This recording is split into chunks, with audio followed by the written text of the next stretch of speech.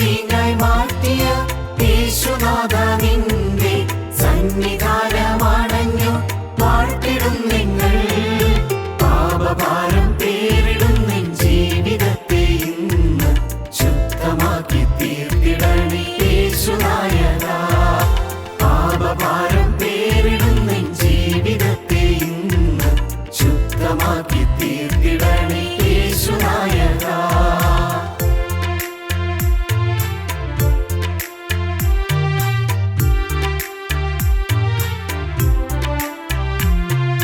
മണവുമില്ല, രുചിയുമില്ല, നിറവുമില്ല വെള്ളം, ലഹരിയുള്ള വീര്യമുള്ള മധുര വീഞ്ഞായി. മണവുമില്ല, രുചിയുമില്ല, നിറവുമില്ല വെള്ളം, ലഹരിയുള്ള വീര്യമുള്ള മധുര വീഞ്ഞായി. താഴ്ച പറ്റി വീഴ്ച പറ്റി കരുത്തുപോയൊരെന്നെ രൂപഭാവമാറ്റമേകി സ്വീകരിക്കണേ. താഴ്ച പറ്റി വീഴ്ച പറ്റി കരുത്തുപോയോരെന്നെ രൂപഭാവമാറ്റമേകി സ്വീകരിക്കണേ. വെള്ളം വീഞ്ഞായി മാറ്റിയ യേശുനാഥ നിന്റെ സന്നിധാനമാണഞ്ഞു വാഴ്ത്തിടും നിങ്ങൾ. പാപഭാരം പേരിടുന്നിൻ ജീവിതത്തെ ഇന്ന് ശുദ്ധമാക്കി തീർത്തിടണേ യേശുനായക.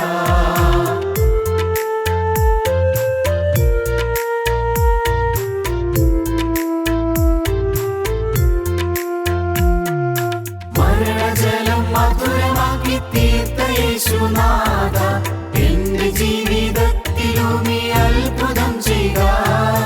മരണജലം മധുരമാക്കി തീർത്ത യേശുനാഥ എന്റെ ജീവിതത്തിലും ഈ അത്ഭുതം ചെയ്യുക.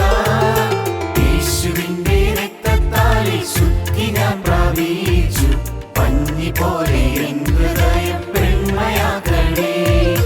യേശുവിന്റെ രക്തത്താലെ ശുദ്ധി ഞാൻ പ്രാപിച്ചു, പഞ്ഞി പോലെ എൻ ഹൃദയം വെണ്മയാക്കണേ. വെള്ളം വീഞ്ഞായി മാറ്റിയ യേശുനാഥ നിന്റെ സന്നിധാനമാണഞ്ഞു വാഴ്ത്തിടും നിങ്ങൾ. പാപഭാരം പേരിടുന്നിൻ ജീവിതത്തെ ഇന്ന് ശുദ്ധമാക്കി തീർത്തിടണേ യേശുനായക.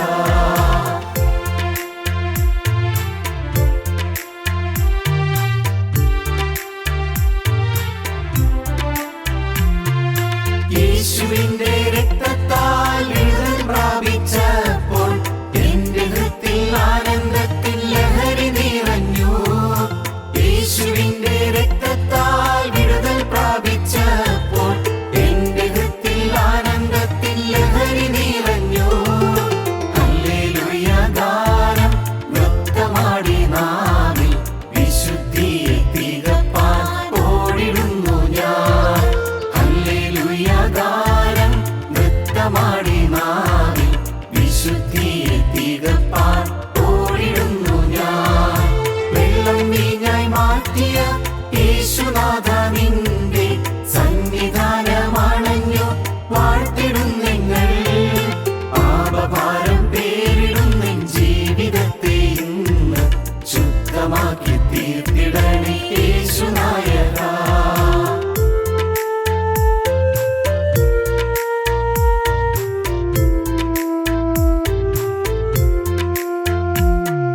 കർത്തനെഴുന്നള്ളിടുവാൻ കാലമേറെയില്ല, അന്ത്യകാല ലക്ഷണങ്ങൾ കണ്ടിടുന്നല്ലോ.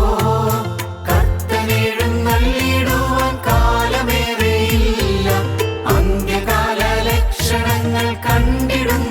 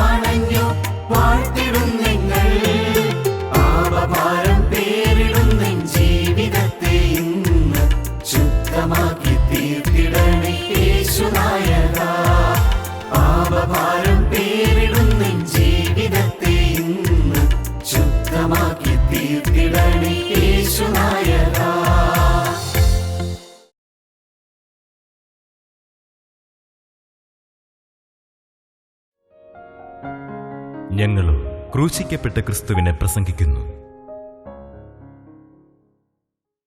ദൈവ തിരുനാമത്തിന് മഹത്വം ഉണ്ടാകട്ടെ. ദക്ഷിണാഫ്രിക്കയിൽ ഒരു ന്യായവിസ്താരം നടത്തുകയാണ്. ഒരു നീഗ്രോ വനിത, ഒരു പ്രായമായ സ്ത്രീയാണ്. അവൾ ഒരു വശത്ത് നിൽക്കുന്നു. ഒരു ഉയർന്ന പോലീസ് ഉദ്യോഗസ്ഥൻ നേരെ മറുവശത്ത് നിൽക്കുന്നു. ആ പോലീസ് ഉദ്യോഗസ്ഥൻ എല്ലാം കുറ്റങ്ങൾ ഏറ്റുപറഞ്ഞു. ശരിയാണ്, എൻ്റെ മേലുള്ള ആരോപണങ്ങളെല്ലാം ശരിയാണ്, അദ്ദേഹം പറഞ്ഞു. അദ്ദേഹത്തിൻ്റെ പേര് വാൻഡർ ബ്രോക്ക് എന്നാണ്. വാൻഡർ ബ്രോക്ക്. അദ്ദേഹം സമ്മതിച്ചു, ഈ പറഞ്ഞ ആരോപണങ്ങളെല്ലാം ശരിയാണ്. ആരോപണങ്ങൾ എന്തെല്ലാമാണ്? ഈ നീഗ്രോ വനിതയുടെ ഭവനത്തിലേക്ക് ഒരു ദിവസം ഈ പോലീസ് ഉദ്യോഗസ്ഥൻ വേറെ ചില കീഴുദ്യോഗസ്ഥരുമായി കടന്നു ചെന്നു. നീഗ്രോ വനിതയുടെ ഏക മകനെ വലിച്ചഴച്ചുകൊണ്ട് പോയി. എന്തിനാണാവോ? ആർക്കറിയാം. വെള്ളക്കാരനായ ആ പോലീസ് ഉദ്യോഗസ്ഥൻ ആ നീഗ്രോ വനിതയുടെ മകനെ വലിച്ചഴച്ചുകൊണ്ട് പോയി. അവൾ നോക്കി നിൽക്കെ അവനെ കഠിനമായി അടിച്ചു. പിന്നെ കുത്തി മുറിവേൽപ്പിച്ചു. അവൻ ചോരയിൽ കിടന്ന് പെടഞ്ഞു. അവൻ പെടഞ്ഞ് അവിടെ കിടന്ന് മരിച്ചു. അമ്മ അത് കണ്ടുകൊണ്ട് നിൽക്കുകയാണ്. ആ സ്ത്രീയുടെ കണ്ണിൽ നിന്ന് കണ്ണീർ ധാരധാരയായി ഒഴുകി. പാവം. അവൾ നോക്കി നിൽക്കെ അവൻ്റെ മേൽ പെട്രോൾ ഒഴിച്ച് അവനെ കത്തിച്ചു. ആ ബാലനെ കത്തിച്ചു. എന്തിനാണ്? ആർക്കറിയാം. ഏതാനും നാളുകൾ കഴിഞ്ഞു. ആ വീട്ടിലേക്ക് വീണ്ടും ഈ പോലീസ് ഉദ്യോഗസ്ഥൻ വന്നു. അവളുടെ ഭർത്താവിനെ വലിച്ചഴിച്ചു കൊണ്ടുപോയി. കൊല്ലും, ഉറപ്പാണ്. പിന്നെ അദ്ദേഹത്തെ കണ്ടില്ല. ഏതാനും നാളുകൾ കഴിഞ്ഞ് അതേ പോലീസ് ഉദ്യോഗസ്ഥൻ വന്നു. ഇവളെ കൊണ്ടുപോയി കാണിച്ചു കൊടുത്തു. ഇത് നിൻ്റെ ഭർത്താവാണ് കിടക്കുന്നത്. ശരിയാണ്, ഭർത്താവാണ്. ഭർത്താവ് കുറച്ച് വിറകടുക്കിയതിൻ്റെ മീതെ കിടക്കുകയാണ്. കൊന്നിട്ടിരിക്കുകയാണ്. അദ്ദേഹത്തെയും ഇതുപോലെ തീ വെച്ചു ചുട്ട് കരിച്ചു. ഇപ്പോൾ കുറ്റവിചാരണയിൽ കാലം മാറി. വെള്ളക്കാരുടെ ഭരണത്തിൻ്റെ ഭീകരത ഒട്ട് കുറഞ്ഞു. നീഗ്രോകൾ അവർ സ്വാതന്ത്ര്യം പ്രഖ്യാപിക്കാൻ തയ്യാറായി. കാലങ്ങൾ മുന്നോട്ട് നീങ്ങി. ഒരു വലിയ വിസ്താര രംഗം. ഇതെല്ലാം കുറ്റങ്ങളെല്ലാം പറഞ്ഞു. എല്ലാം ശരി. കുറ്റങ്ങളെല്ലാം വാൻഡർ ബ്രോക്ക് സമ്മതിച്ചു. ശരിയാണ്, ഇതെല്ലാം ചെയ്തതാണ്. ഉടനെ ജഡ്ജി ചോദിച്ചു, ഈ കുറ്റവാളിയായ പോലീസ് ഉദ്യോഗസ്ഥനെ എന്ത് ചെയ്യണമെന്നാണ്, അവനെ എങ്ങനെ ശിക്ഷിക്കണമെന്നാണ് നിൻ്റെ അഭിപ്രായം? ഈ നീഗ്രോ വനിത പറഞ്ഞു, ഞാൻ 3 കാര്യം അപേക്ഷിക്കുന്നു. 3 കാര്യം ചെയ്യണം. 1, എൻ്റെ ഭർത്താവിനെ ചുട്ട് കരിച്ചെടുത്ത് ചെന്ന് ആ അസ്ഥികളും തലയോട്ടിയും മറ്റും അവശേഷിച്ച ഭാഗങ്ങൾ എടുത്തുകൊണ്ടുവന്ന് മാന്യമായി സംസ്കരിക്കാൻ എനിക്ക് ഒരു അനുവാദം തരണം. 2, എനിക്ക് ഏക മകനുണ്ടായിരുന്നു. ആ മകനെയാണ് ഈ വാൻഡർ ബ്രോക്ക് കൊന്നത്. എനിക്കിനി മക്കളില്ല, ഭർത്താവുമില്ല. വാൻഡർ ബ്രോക്ക് എൻ്റെ മകനായിരിക്കണമെന്ന് ഞാൻ ആശിക്കുന്നു. എല്ലാവരും സ്തംഭിച്ചു. എന്തായി പറയുന്നത്? വാൻഡർ ബ്രോക്ക് എനിക്ക് മകനില്ലാത്തതുകൊണ്ട് എൻ്റെ മകനായിരിക്കണമെന്ന് ഞാൻ ആശിക്കുന്നു. എന്നും വേണ്ട, മാസത്തിൽ 2 പ്രാവശ്യം എൻ്റെ വീട്ടിൽ വരണം. ഒരു പ്രാവശ്യം ഒരു ദിവസം അവൻ എൻ്റെ വീട്ടിൽ താമസിക്കണം. എന്നിൽ ഇനിയും അവശേഷിക്കുന്ന ക്രിസ്തുവിൻ്റെ സ്നേഹം എന്താണ് എന്ന് അവനങ്ങനെ അനുഭവിക്കണം. 3ാമത്തെ കാര്യം, ഇപ്പോൾ എന്നെ അനുവദിക്കണം. ഞാൻ അപ്പുറത്തേക്ക് ചെന്ന് വാൻഡർ ബ്രോക്കിൻ്റെ അടുക്കൽ ചെന്ന് അവനെ കെട്ടിപ്പിടിച്ച് ആശ്ലേഷിക്കാൻ എനിക്ക് അനുവാദം തരണം. കാരണം ഞാൻ അവനെ ദ്വേഷിക്കുന്നില്ല. കാരണം എൻ്റെ യേശു എൻ്റെ സകല പാപങ്ങൾ ക്ഷമിച്ച് എനിക്ക് മോചനം തന്നതുപോലെ അവന് ഞാൻ മാപ്പ് കൊടുക്കുന്നു എന്ന് അവനും മറ്റുള്ളവർ അറിയണം. എനിക്ക് അവൻ്റെ അടുക്കൽ ചെന്ന് അവനെ ആശ്ലേഷിക്കാൻ ഒരനുമതി തരണം. എല്ലാവരും സ്തബ്ധരായി നിൽക്കുകയാണ്. വാൻഡർ ബ്രോക്ക് ഏങ്ങലടിച്ച് കരഞ്ഞുകൊണ്ട് ഈ സ്ത്രീ അങ്ങോട്ട് ചെന്നപ്പോഴേക്കും കാൽക്കൽ വീണു. ഏങ്ങലടിച്ച് കരഞ്ഞുകൊണ്ട് ആ പാദത്തിങ്കൽ വീണു. ഉച്ചത്തിൽ പൊട്ടിക്കരഞ്ഞുകൊണ്ട് എനിക്ക് ക്ഷമ തരുവാൻ എങ്ങനെ തോന്നി, എനിക്ക് മാപ്പ് തരുവാൻ എങ്ങനെ തോന്നി? സ്ത്രീ പറഞ്ഞു, യേശുവിൻ്റെ സ്നേഹം, യേശുക്രിസ്തുവിൻ്റെ സ്നേഹം. യേശുക്രിസ്തുവിൻ്റെ സ്നേഹമാണ് എന്നെ പ്രചോദിപ്പിച്ചത്. യേശുക്രിസ്തുവിൻ്റെ സ്നേഹമാണ് എന്നെ പ്രേരിപ്പിച്ചത്. അവൾ പറഞ്ഞു. ആ രംഗം സജീവമായി. ആ രംഗം എല്ലാവരുടെയും കണ്ണ് ഈർണണിയാൻ കാരണമായി തീർന്നു. സഹോദരങ്ങളെ, അടിക്കടി ആപത്തുകൾ വന്നൊരു കുടുംബം. ഇതുപോലെ ആയിരിക്കില്ല. അടിക്കടി ദുരിതങ്ങൾ വന്നവർ ചിലരെങ്കിലും ഇവിടെ ഇരിക്കുന്നുണ്ട്. അടിക്കടി ദുരിതങ്ങൾ വന്ന് ജീവിതം യാതനാഭരിതമായി വലഞ്ഞു പോയവർ, അകാരണമായി ഉപദ്രവിക്കപ്പെട്ടവർ, അകാരണമായി പീഡിപ്പിക്കപ്പെട്ടവർ, ഒരു തെറ്റും ചെയ്യാതെ കുറ്റവാളികളായി വിധിക്കപ്പെട്ടവർ, ഒരു തെറ്റും ചെയ്യാതെ സഭകളിൽ പോലും നിഷേധിക്കപ്പെട്ടവർ, സഭകളിൽ പോലും നിരസിക്കപ്പെട്ടവർ, സഭകളിൽ പോലും ഡിനൈ ചെയ്യപ്പെട്ടവർ, അവസരം നിഷേധിക്കപ്പെട്ടവർ, തേജോവധം ചെയ്യപ്പെട്ടവർ, ക്യാരക്ടർ അസാസിനേഷൻ അനുഭവിച്ചവർ. സ്നേഹിതരെ, ഒരു തെറ്റും ചെയ്യാതെ നിരപരാധികൾ കുറ്റവാളികളെപ്പോലെ കണക്കാക്കപ്പെട്ടവർ. ദൈവത്തിന് സ്തോത്രം. അടിക്കടി ദുരിതങ്ങൾ, അടിക്കടി എതിർപ്പുകൾ, അടിക്കടി ആക്രമണങ്ങൾ, അടിക്കടി അത്യാഹിതങ്ങൾ. ദൈവത്തിന് സ്തോത്രം. വ്യക്തിപരമായ അത്യാഹിതങ്ങൾ, സാമൂഹികമായ അത്യാഹിതങ്ങൾ, സഭാപരമായ അത്യാഹിതങ്ങൾ, മതപരമായ അത്യാഹിതങ്ങൾ, വിവിധ രംഗങ്ങളിൽ നിന്നുള്ളതായ ആക്രമണ പരമ്പരകൾ. എന്നാൽ ദൈവത്തിന് സ്തോത്രം, അതിൻ്റെ എല്ലാം മധ്യത്തിൽ ജയിക്കാം. എങ്ങനെ ദൈവത്തിന് സ്തോത്രം. എങ്ങനെ ജയിക്കാം? ഈ ബിറ്റർനെസ്, കൈപ്പേറിയ അനുഭവങ്ങളെല്ലാം വന്നാലും നമുക്ക് ജയിച്ചു നിൽക്കാം. എങ്ങനെ ജയിക്കാം? യേശുക്രിസ്തുവിൻ്റെ സ്നേഹത്താൽ, ആ നിസ്തുല സ്നേഹത്താൽ, ഗോകുൽത്തായിൽ പിടഞ്ഞു മരിച്ച സ്നേഹത്താൽ, ഗോകുൽത്തായിൽ സ്വന്തം ജീവൻ വെടിഞ്ഞ സ്നേഹത്താൽ, ഗോകുൽത്തായിലെ കുരിശിൽ തൻ്റെ പ്രാണൻ വെടിഞ്ഞ് ആത്മാവിനെ പിതാവിൻ്റെ കയ്യിലേക്ക് ഏൽപ്പിച്ചു കൊടുത്ത നിസ്തുല സ്നേഹത്താൽ, ഗോകുൽത്തായിൽ നിരപരാധി ക്രൂശിക്കപ്പെട്ടതായ ആ സ്വർഗീയ നിമിഷത്തിൻ്റെ സ്പന്ദനം ഉൾക്കൊള്ളുന്ന തീവ്രമായ വേദനയുടെ പാരമ്യത്തിലെത്തിയ നിസ്തുല സ്നേഹത്താൽ. ദൈവത്തിന് സ്തോത്രം. സ്നേഹിതരെ, ആ സ്നേഹത്താൽ നിങ്ങൾ പ്രചോദിതരാകും. ആ സ്നേഹത്താൽ നിങ്ങൾ പ്രേരിതരാകും. ആ സ്നേഹത്താൽ നിങ്ങൾ സുവിശേഷം പ്രഘോഷിക്കുന്നവരാകും. ആ സ്നേഹത്താൽ നിങ്ങൾ പ്രവാചകരാകും. ഹല്ലേലൂയ, ദൈവത്തിന് സ്തോത്രം. നിങ്ങൾ ദൈവത്തിൻ്റെ പ്രവാചകരായിത്തീരും. നിങ്ങൾ അഗ്നിനാവുള്ളവരായി, നിങ്ങൾ അഭിഷേകമുള്ളവരായി, ആത്മാവിനാൽ തീജ്വലിച്ചുകൊണ്ട് യേശുക്രിസ്തുവിന്റെ സുവിശേഷം പ്രഖ്യാപിക്കുന്നവരായിത്തീരും.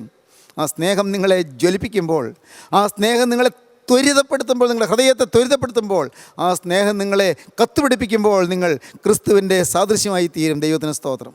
ക്രിസ്തുവിൻ്റെ സ്നേഹം, ഈ സ്നേഹത്താൽ മാത്രമേ കയ്പ് മാറിക്കിട്ടുകയുള്ളൂ. ഈ ലോകത്തിൽ കയ്പുണ്ട്, ഇവിടെ മാറായുണ്ട് ഈ മരുവതിൽ. സാരമില്ല, മാറായിൻ നാഥനാം യേശു, നാം പാടുമല്ലോ. മാറയുണ്ട് ഈ മരുവിൽ, ഈ മരുഭൂമിയിൽ മാറയുണ്ട്. എന്നാലും സാരമില്ല, നമ്മിൽ വെളിപ്പെടുവാനുള്ള തേജസ് വിചാരിച്ചാൽ ഈ കാലത്തിലെ കഷ്ടങ്ങൾ സാരമില്ല എന്ന് ഞാൻ എണ്ണുന്നു. വലിയൊരു തേജസ് നമുക്ക് വേണ്ടി കാത്തിരിക്കുന്നു.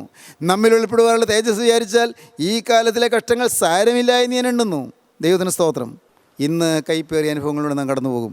ഇയ്യോബ് ചില കയ്പുകളിൽ കൂടെ കടന്നുപോയതിനെക്കുറിച്ച് ഞാൻ ചിന്തിച്ചു. ഒന്ന്, ദ ബിറ്റർനെസ് ഓഫ് ഡിസാസ്റ്റേഴ്സ്, ആപത്തുകളുടെയും ദുരിതങ്ങളുടെയും അത്യാഹിതങ്ങളുടെയും കയ്പ്. രണ്ട്, ദ ബിറ്റർനെസ് ഓഫ് ഡിസീസസ്, രോഗങ്ങളുടെ കയ്പ്. മൂന്ന്, ബിറ്റർനെസ് ഓഫ് ഡെസ്പയർ, നിരാശയുടെ അനുഭവം. ആ നിരാശയുടെ അനുഭവത്തെക്കുറിച്ചാണ് 3-ാം അധ്യായത്തിൽ ഇയ്യോബ് പറയുന്നത്. ഇയ്യോബ് നിരാശനായി. ഭാര്യ പറയരുതാത്തത് പറഞ്ഞു, സ്നേഹിതന്മാർ പറയേണ്ടത് പറഞ്ഞില്ല. നിരാശയിൽ ഇയ്യോബ് പറയുന്ന വാക്കുകൾ കേൾക്കാം. അനന്തരം ഇയ്യോബ് വായ് തുറന്നു തന്റെ ജന്മദിവസത്തെ ശപിച്ചു. ഇയ്യോബ് പറഞ്ഞതെന്തെന്നാൽ, ഞാൻ ജനിച്ച ദിവസവും ഒരാൺ ഉൽപ്പാദിച്ചു എന്ന് പറഞ്ഞ രാത്രിയും നശിച്ചു പോകട്ടെ. ഇയ്യോബിന് നിരാശ വന്നുപോയി. ഞാൻ ജനിച്ച ദിവസം നശിച്ചു പോകട്ടെ, ഒരാൺ ജനിച്ചിരിക്കുന്നെന്ന് പറഞ്ഞ രാത്രി നശിച്ചു പോകട്ടെ. അങ്ങനെ ഒരു ദിവസം ഉണ്ടായത് കഷ്ടമായി പോയല്ലോ. ഞാൻ ജനിച്ച ദിവസവും ഒരാൺ ഉൽപ്പാദിച്ചു എന്ന് പറഞ്ഞ രാത്രിയും നശിച്ചു പോകട്ടെ. ആ നാൾ ഇരുണ്ടു പോകട്ടെ. മേലിൽ നിന്ന് ദൈവനെ കടാക്ഷിക്കരുത്. നാളിനെ ദൈവം കടാക്ഷിക്കരുതേ. പ്രകാശം അതിന്മേൽ ശോഭിക്കുകയുമരുത്. നാളിന്മേൽ ദൈവത്തിന്റെ പ്രകാശം ശോഭിക്കുകയുമരുതേ. ഇരുളും അന്ധതമസ്സും അതിനെ സ്വാധീനമാക്കട്ടെ. ഒരു മേഘം അതിന്മേൽ അമരട്ടെ. കറുത്തിരണ്ട മേഘം അതിന്മേൽ വന്ന് അമരട്ടെ. പകലിനെ ഇരുട്ടുന്നതൊക്കെയും അതിനെ പേടിപ്പിക്കട്ടെ. ആ ദിവസത്തെ പേടിപ്പിക്കട്ടെ. ആ രാത്രിയെ കൂരിരുൾ പിടിക്കട്ടെ. ജനിച്ച രാത്രിയെ കൂരിരുൾ പിടിക്കട്ടെ. അത് ആണ്ടിന്റെ നാളുകളുടെ കൂട്ടത്തിൽ സന്തോഷിക്കരുത്. ആ ദിവസം സന്തോഷിക്കരുതേ. മാസങ്ങളുടെ എണ്ണത്തിൽ വരികയുമരുത്. എണ്ണത്തിൽ ആ നാൾ വരരുതേ.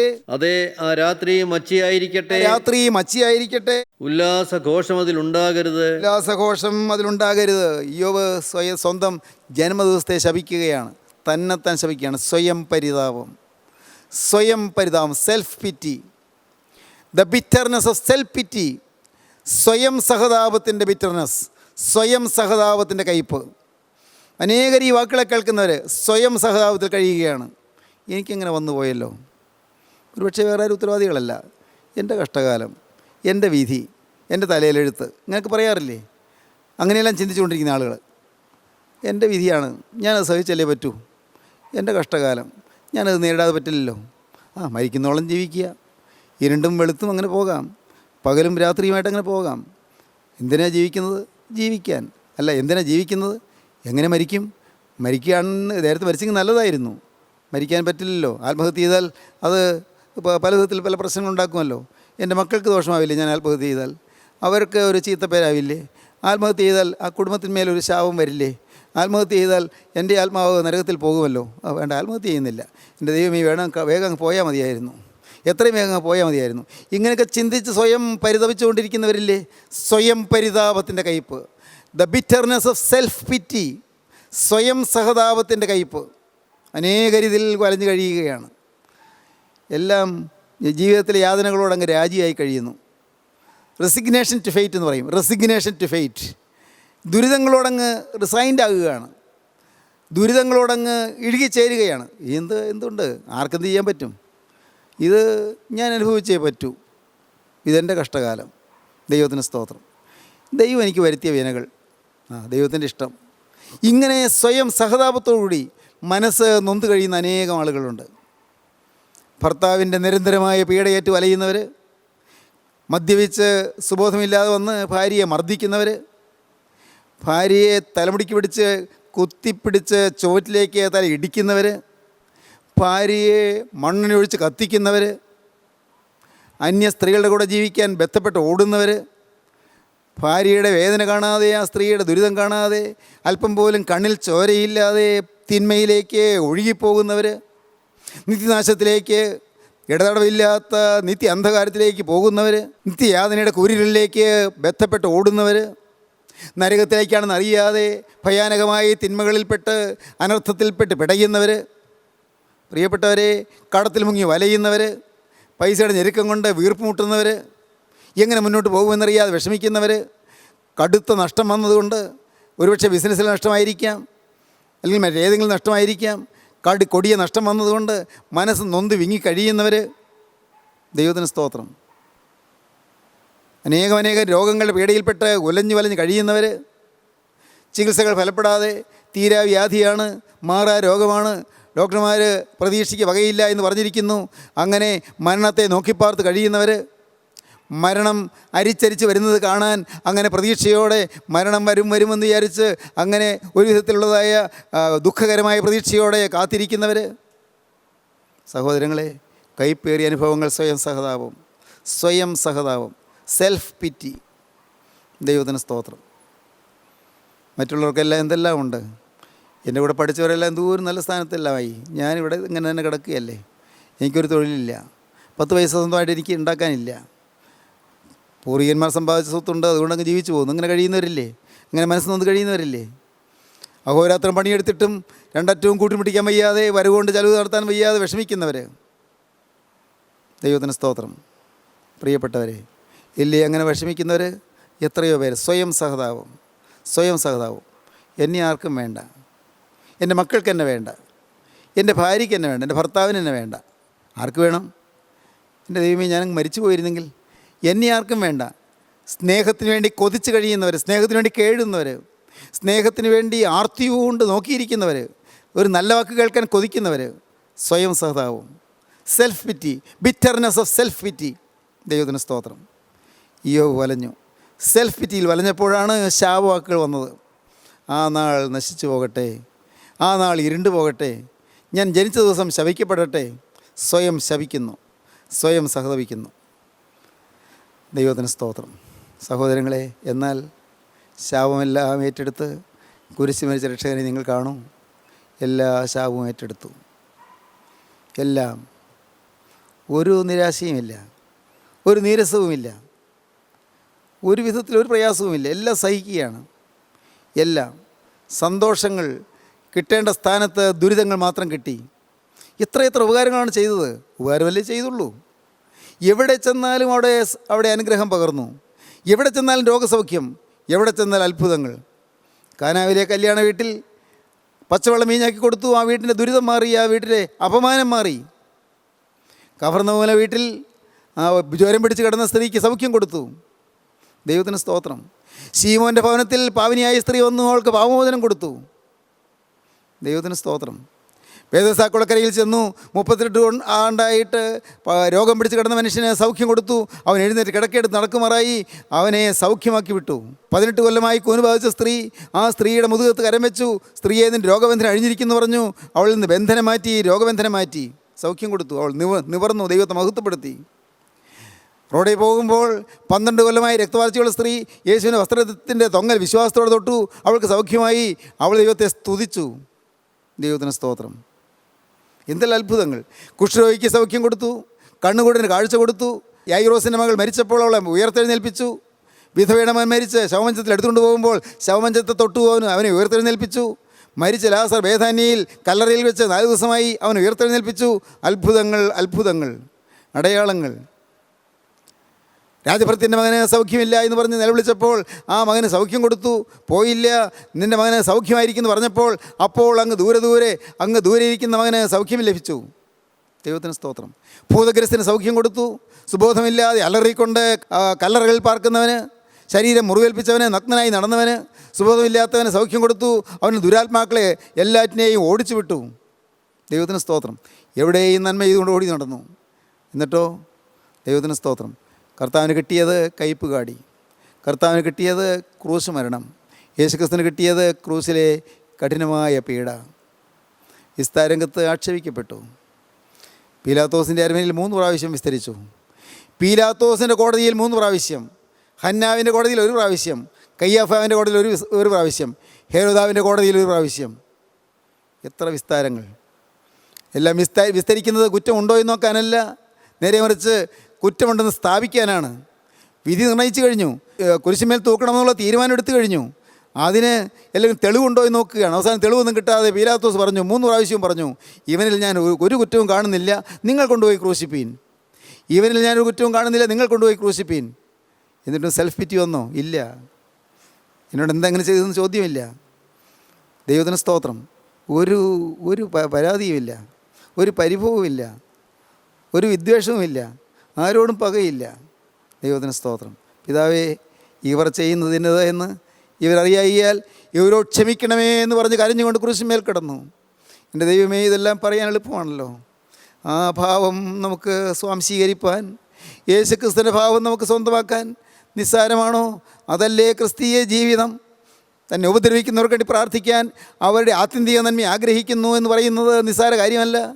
അവർക്ക് നന്മ വരണമെന്ന് ആഗ്രഹിക്കുക, നമ്മെ ഉപദ്രവിക്കുന്നവർക്ക് നല്ലത് വരണമെന്ന് ആഗ്രഹിക്കുക, അവർക്ക് ദോഷം വരരുത് എന്ന് ആഗ്രഹിക്കുക, അവർക്ക് ദോഷം വരുമ്പോൾ നമ്മുടെ ഹൃദയം പെടയുക. ദൈവത്തിന് സ്തോത്രം. അതത്രേ ക്രിസ്തുവിൻ്റെ മനസ്സ്, അതാണ് ക്രിസ്തുവിൻ്റെ മനോഭാവം. നാമോ ക്രിസ്തുവിൻ്റെ മനസ്സുള്ളവരാകുന്നു എന്ന് അപ്പോസ്തലൻ പറഞ്ഞു. നാമോ ക്രിസ്തുവിൻ്റെ മനസ്സുള്ളവരാകുന്നു. എൻ്റെ സ്നേഹിതരെ, നിങ്ങൾ ഈ വാക്കുകളെ കേൾക്കുമ്പോൾ നിങ്ങൾക്ക് ചില തീരുമാനങ്ങൾ എടുക്കാം. കർത്താവേ, ഇത്രയും കാലം ക്രിസ്തുവിനെ ഞാൻ സേവിച്ചു എന്നാണ് ഞാൻ വിചാരിച്ചത്. ഇത്രയും കാലം കർത്താവേ, ഞാൻ നിന്നെ സ്നേഹിച്ചു എന്നാണ് ഞാൻ ധരിച്ചത്. ഇത്രയും കാലം നിൻ്റെ വേല ചെയ്തു എന്നാണ് ഞാൻ ധരിച്ചത്. ഞാൻ നമസ്കാരം ചൊല്ലി, ഞാൻ പ്രാർത്ഥനകൾ ചൊല്ലി, ഞാൻ പള്ളിയിൽ പോയി, ഞാൻ ആരാധനകൾ പങ്കെടുത്തു, ഞാൻ പല നല്ല കാര്യങ്ങൾ ചെയ്തു. പക്ഷേ കർത്താവ്, ഇപ്പോൾ എനിക്ക് മനസ്സിലാകുന്നു, എൻ്റെ ഹൃദയം വിദ്വേഷം നിറഞ്ഞതാണ്. എൻ്റെ ഹൃദയത്തിൽ പകയുണ്ട്. പ്രവൃത്തിയിലേക്ക് വന്നില്ലെങ്കിലും എൻ്റെ ഹൃദയത്തിൽ മുഷിച്ചിലുണ്ട്, എൻ്റെ ഹൃദയത്തിൽ പരിഭവമുണ്ട്, എൻ്റെ ഹൃദയത്തിൽ നിരാശയുണ്ട്, എൻ്റെ ഹൃദയത്തിൽ സെൽഫ് പിറ്റി, സ്വയം സഹതാപമുണ്ട്. കർത്താവേ, എൻ്റെ ഹൃദയത്തിൽ സ്വയം പരിതാപമുണ്ട്, എൻ്റെ ഹൃദയത്തിൽ തിന്മയുണ്ട്, എൻ്റെ ഹൃദയത്തിൽ ചിലരോട് നല്ല ഈർഷ്യയുണ്ട്, ചിലരോട് നല്ല വൈരാഗ്യമുണ്ട്. എൻ്റെ കർത്താവേ, പ്രതികാര ചിന്തയുണ്ട്. എന്നാൽ എനിക്ക് കഴിവില്ലാത്തതുകൊണ്ട് ഞാൻ പ്രതികാരം ചെയ്തില്ലെന്നേ ഉള്ളൂ. എങ്കിലും ദൈവം എന്നോട് ചോദിക്കുമെന്നെങ്കിലും ഞാൻ പറഞ്ഞു പോയിട്ടുണ്ട്. ദൈവം പ്രതികാരം ചെയ്യുമെന്ന് ഞാൻ പറഞ്ഞു പോയിട്ടുണ്ട്. അതെൻ്റെ പ്രതികാര ചിന്ത കൊണ്ടാണ് ഞാൻ പറഞ്ഞത്. കർത്താവേ, ഇതെല്ലാം നോക്കുമ്പോൾ നിൻ്റെ ഹൃദയത്തിൽ ഞാൻ ദൂരെ നിൽക്കുന്നു, നിൻ്റെ മനസ്സിൽ ഞാൻ ദൂരെ നിൽക്കുന്നു, നിൻ്റെ മനോഭാവം എനിക്ക് ലഭിച്ചിട്ടില്ല. ഞാനിപ്പോൾ വിനയപ്പെടുന്നു. എന്നോട് നീ മനസ്സലിയണമേ. എൻ്റെ മേൽ തൃക്കരം നീട്ടി എൻ്റെ മേൽ നിൻ്റെ കരം വെച്ച് എന്നെ തലോടണമേ. എനിക്ക് നിൻ്റെ മനസ്സ് തരണമേ, എനിക്ക് നിൻ്റെ ഹൃദയം തരണമേ, എനിക്ക് നിൻ്റെ മനോഭാവം തരണമേ, എനിക്ക് നിൻ്റെ ഹൃദയം, നിൻ്റെ സ്വഭാവം തരണമേ. നാഥാ, എനിക്ക് യേശുവേ നിൻ്റെ ഛായ തരണമേ. ക്രൂസിൽ മരിച്ച രക്ഷക, എനിക്ക് നിൻ്റെ ഛായ തരണമേ. യേശുവിൻ്റെ മനസ്സുള്ളവനാകാൻ, യേശുവിൻ്റെ മനസ്സുള്ളവളാകാൻ എനിക്ക് നീ ഭാഗ്യം തരണമേ. എൻ്റെ സ്നേഹിതരെ, നിങ്ങൾ പ്രാർത്ഥിക്കൂ. യേശുവിൻ്റെ കരങ്ങളിലേക്ക് നിങ്ങൾ കൊടുക്കൂ. യേശുവിനോട് നിങ്ങൾ വാക്ക് പറയൂ. യേശുവിനെ നിൻ്റെ നിൻ്റെ ഹൃദയം തുറന്നു കൊടുത്തുകൊണ്ട് മകനെ ഇന്ന് ഇപ്പോൾ തന്നെ നിൻ്റെ സ്വയം സഹതാപത്തോട് യാത്ര പറയൂ. ഞാനൊരു ഭാഗ്യവാനാണെന്ന് നിനക്ക് മനസ്സിലാകട്ടെ. ഞാൻ യേശുവിൻ്റെ വകയാണെന്ന് നിനക്ക് മനസ്സിലാകട്ടെ. ഞാൻ യേശുവിൻ്റെ ഭാവം പ്രാപിച്ചിരിക്കുകയാണെന്ന് മനസ്സിലാകട്ടെ. ഞാൻ യേശുവിൻ്റെ വകയാണ്. എനിക്ക് വരുന്നതായ വിമർശനങ്ങളും നിരൂപണങ്ങളും എതിർപ്പുകളും പോരാട്ടങ്ങളും അനേകരെ തെറ്റിദ്ധരിക്കുന്നതെല്ലാം എൻ്റെ തൊപ്പിയിലെ തൂവലുകളായി ഞാൻ സ്വീകരിക്കുന്ന കർത്താവേ. നന്മയ്ക്കുള്ളതായ അനുഗ്രഹത്തിൻ്റെ ആ സവിശേഷമായ അടയാളങ്ങളായി ഞാൻ അംഗീകരിക്കുന്ന കർത്താവേ എന്ന് സമർപ്പിച്ചുകൊണ്ട് നമുക്ക് നമ്മെ തന്നെ ക്രൂശിൻ ചുവട്ടിലേക്ക് അർപ്പണം ചെയ്യാം. നമുക്ക് പ്രാർത്ഥിക്കാം. കർത്താവേ, ഈ മനോഹരമായ സമയത്തിനായി ഞങ്ങൾ നിന്നെ സ്തുതിക്കുന്നു. അവിടുത്തെ ജീവദായകമായ തിരുവഴികൾക്കായി ഞങ്ങൾ നിന്നെ സ്തുതിക്കുന്നു. അവിടെ തിരുസാന്നിധ്യത്തിനായി ഞങ്ങൾ നിന്നെ സ്തുതിക്കുന്നു. എല്ലാവരെയും തുടരണമേ. സ്വയം സഹതാപത്തിൽ നിരാശയുടെ ആന്ത്യത്തിൽ മയങ്ങിയിരിക്കുന്നവർ ഉണർത്തണമേ. അവരെ അനുഗ്രഹിക്കണമേ. അവർ എല്ലാ നന്മകളാൽ നിറയ്ക്കണമേ. സമാധാനം കൊടുക്കണമേ. സന്തോഷം കൊടുക്കണമേ. പ്രത്യാശ കൊടുക്കണമേ. യേശുള്ളതായ പ്രത്യാശ കൊണ്ട് നിറയുവാനിടയാക്കണമേ. അവിടുത്തെ രണ്ടാമത്തെ ഒരു വേണ്ടി ഒരുക്കണമേ. എല്ലാവരെയും നന്മകളാൽ അലങ്കരിക്കണമേ. യേശു ക്രിസ്തുവിൻ്റെ പരിശുദ്ധമായ നാമത്തിൽ തന്നെ. ആമീൻ. ഹല്ലേലൂയ.